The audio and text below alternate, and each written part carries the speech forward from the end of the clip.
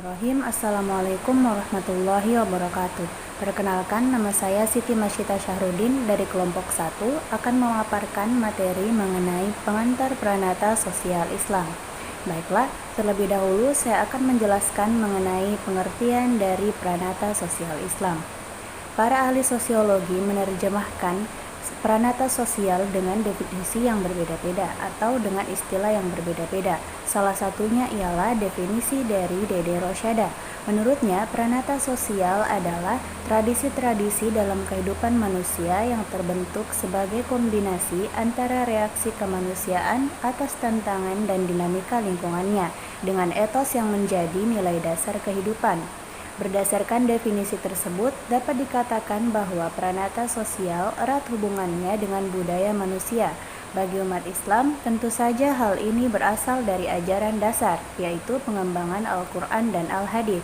Dengan demikian, dapat dirumuskan secara umum bahwa pranata sosial Islam adalah tradisi-tradisi dalam kehidupan manusia yang terbentuk sebagai kombinasi antara reaksi kemanusiaan atas tantangan dan dinamika lingkungannya dengan etos yang menjadi nilai dasar kehidupan, dan nilai etos tersebut terbentuk dari ajaran-ajaran dasar yang dikembangkan oleh Al-Quran dan Al-Sunnah. Baiklah, pembahasan selanjutnya mengenai sumber pranata sosial Islam. Sumber pranata sosial Islam ialah Al-Quran dan Al-Hadits. Pada masa sahabat, apabila mereka menghadapi suatu masalah yang harus dipecahkan, mereka lebih dahulu berpegang kepada nas Al-Quran, kemudian Al-Hadits. Namun, apabila mereka tidak menemukan pemecahannya, mereka berijtihad untuk menemukan hukumnya dan berpegang pada pengalaman dalam bidang syariat, pergaulan mereka dengan Nabi, dan rahasia-rahasia yang terkandung di dalam Al-Quran dan Al-Hadits. Terkadang mereka menetapkan hukum dengan kias, yaitu mengkiaskan sesuatu yang ada nasnya. Terkadang pula hukum ditetapkan sesuai dengan kemaslahatan dan menolak kemudaratan. Dengan demikian, para sahabat memperkaya bahkan mengembangkan hukum Islam. Taib, pembahasan selanjutnya akan diulas oleh teman kelompok saya, yaitu saudara Firmunandar dan Aderiang. Bismillahirrahmanirrahim. Selanjutnya asas-asas pranata sosial Islam. Asas-asas pranata sosial Islam yaitu yang pertama, asas ilahiyah atau tauhidiyah, yaitu semua paradigma berpikir yang digunakan untuk menggali kandungan ajaran Islam yang termuat dalam Al-Quran dan Hadis dalam konteks ritual maupun sosial harus bertitik tolak dari nilai-nilai ketauhidan, bahwasanya segala hal yang ada atau segala hal yang tidak ada atau yang mustahil ada adalah semua ciptaan Allah Subhanahu wa taala. Kemudian yang kedua, asas insaniyah, yaitu prinsip kemanusiaan bahwa produk akal manusia yang menjadi rujukan dalam perilaku sosial atau sistem budaya harus bertitik tolak dari nilai-nilai kemanusiaan, menghargai manusia, memuliakan manusia, memberikan manfaat serta menghilangkan dari kemudaratan. Yang ketiga, asas tasamuh, yaitu prinsip toleransi sebagai titik tolak pengamalan hukum Islam karena cara berpikir manusia yang berbeda-beda satu sama lain. Kita harus saling menghargai dan mengakui bahwa kebenaran hasil pemikiran manusia bersifat relatif. Yang keempat yaitu asas ta'awun, saling tolong-menolong. Sebagai makhluk sosial yang tidak mampu hidup sendirinya, kita harus saling tolong-menolong.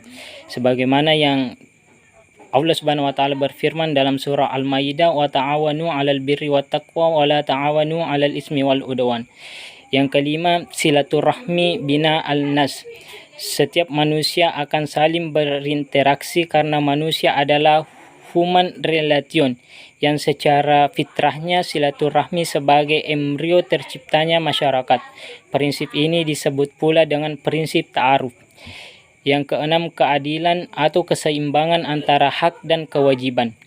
Yang ketujuh, kemaslahatan umum, yaitu kemaslahatan yang menyangkut kepentingan orang banyak.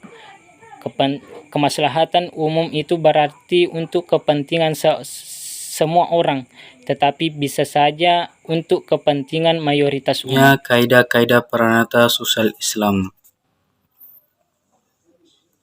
Kaidah-kaidah yang dibentuk oleh para ulama pada dasarnya berpangkal dan menginduk kepada 5 kaidah pokok. Kelima, kaidah pokok inilah yang melahirkan bermacam-macam kaidah yang bersifat cabang. Sebagian ulama menyebut kelima kaidah pokok tersebut dengan istilah al-qawaid al-khams atau kaidah-kaidah yang 5, yaitu sebagai berikut. Yang pertama, setiap perkara tergantung pada niatnya. Kemudian kedua, kemudaratan harus dihilangkan. Dengan kaidah tersebut, maka muncul dan berkembang pembahasan mengenai perkara-perkara darurat serta batasan-batasannya apabila seseorang harus memilih suatu keputusan. Kemudian ketiga, adat dapat dipertimbangkan menjadi hukum. 4. Kesulitan atau kesempitan dapat menarik kemudahan. Hukum-hukum syariah didasarkan atas kenyamanan, keringanan, dan menghilangkan kesulitan. Dalam hal tersebut menunjukkan bahwa apabila dalam menerapkan hukum syariah menimbulkan kesulitan atau kesukaran, maka syariah akan memberikan keringanan dalam menghilangkan kesukaran tersebut sebagai pengecualian kaidah hukum.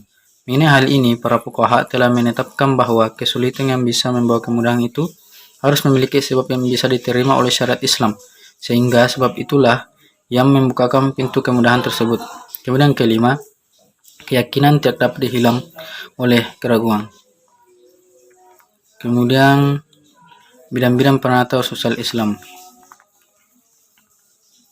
Menurut Muhammad Fauzan Januri, secara khusus bidang-bidang peranata sosial Islam diantaranya ialah peranata ibadah, peranata perkawinan, peranata kewarisan, peranata zakat dan sedekah, peranata wakaf, peranata ekonomi Islam atau muamalah, peranata peradilan Islam, peranata jenayah, peranata politik Islam, peranata lingkungan, peranata kebersihan, peranata keilmuan, peranata pakaian, makanan, dan minuman, peranata kesenian.